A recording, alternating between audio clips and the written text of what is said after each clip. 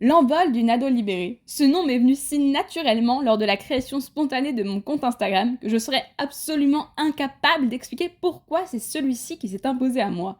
Je crois que j'étais vraiment fan du concept d'ado libérée et que le fait de me considérer en tant que telle me paraissait un défi à relever au quotidien, un pacte avec moi-même comme pour ne pas m'oublier. Je crois que j'aimais bien cette idée d'envol et l'impression d'être au début de quelque chose de beau. C'est amusant d'ailleurs parce que je ne risque pas de m'envoler de sitôt avec le vertige que j'ai.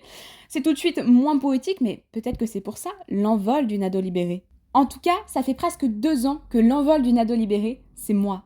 Autant de temps que j'expérimente, je partage, j'apprends, je me trompe, je découvre de nouvelles choses, je rencontre de nouvelles personnes, je visualise des horizons toujours plus lointains.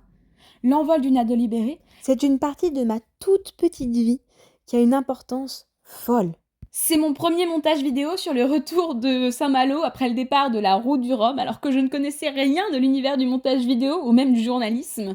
C'est mon suivi de course de la route du Rhum, mes vidéos utilisées par des écoles, c'est mes premières interviews dans un couloir de l'Olympia, c'est ma toute première accréditation média, c'est mon premier projet de journalisme, c'est ma confiance en moi, mes rêves, mon audace aux commandes, c'est de magnifiques rencontres avec des personnes extraordinaires, c'est beaucoup de travail aussi, des nuits passées à développer des projets plus qu'à dormir. C'est la passion et l'envie de découvrir de nouvelles choses, encore et toujours d'apprendre de tout et de tout le monde. L'envol d'une ado libérée a grandi et est devenu de plus en plus important dans ma vie, jusqu'à ce point de chute où je me suis rendu compte que c'était ce que je voulais faire de ma vie. En sortant de cette pièce de théâtre qui m'avait bouleversée et dont j'ai eu la soudaine envie d'en parler fort, mais surtout d'en parler bien. Jamais je ne m'étais imaginé me construire dans un autre domaine que la voile. Mais en sortant de cette salle de théâtre, après avoir discuté avec une personne qui m'a fait voir la vie sous un autre angle, celui de crée-toi la vie que tu veux vivre et tu seras heureuse. Ça ne sera peut-être pas tous les jours facile, tu seras parfois totalement crevée, mais tu verras, ça vaut le coup. Je me suis dit, ok, on fait quoi maintenant? Déjà, parler de cette pièce de théâtre qui ne tournait pas très longtemps sur Paris, c'est un premier pas. Une vidéo, c'est chouette, mais j'aimerais bien tester la rédaction d'articles. Bon, allez, go créer un site internet afin d'y publier un tout premier article. Et voilà, premier pas de fait. Puis, ce reportage avec la Bibliothèque nationale de France, la dictée géante et Gaël Faye. Mon premier passe-presse en dehors de la voile et un rêve de petite fille réalisé. Un deuxième pas de fait. Et puis beaucoup de réflexions, de concerts, de théâtre, de musées, d'histoires, mais surtout de rencontres. Je continue à tester plein de choses.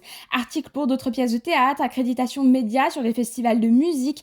Et à côté de ça, fin de mon cursus auprès de Claude Lara, rédaction de mon projet de fin d'études sur l'engagement, obtention de mon high school diploma, toujours plus d'engagement auprès de SOS Méditerranée, de la cause environnementale. Tout s'enchaîne et se dessine de plus en plus clairement ma ligne d'horizon, ce vers quoi je veux aller. Et un jour, je me réveille et je sais. L'envol d'une ado libérée, c'est une page qui doit se refermer. L'ado libérée que je suis rêve trop grand, projette trop loin, et surtout, elle veut grandir. Elle a besoin d'espace pour libérer sa parole et la donner à ceux qui ont un message à passer. Elle a redéfini les contours de sa vie et le sens qu'elle veut y donner. Aujourd'hui, l'ado libérée s'est envolée.